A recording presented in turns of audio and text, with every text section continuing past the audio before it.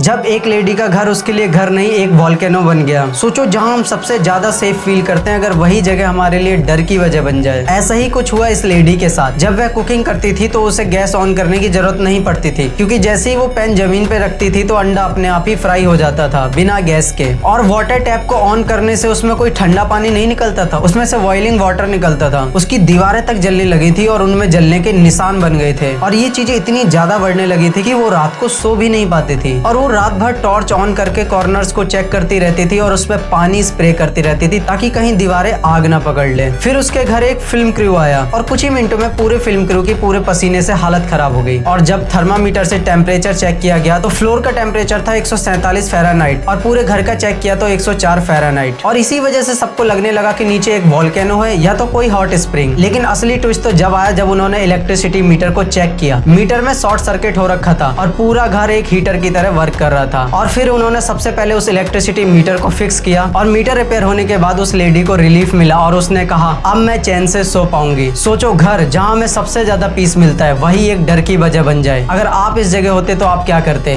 Comments box में जरूर बताना। और ऐसी वीडियोस देखने के लिए आप हमें फॉलो एंड सब्सक्राइब कर सकते हो।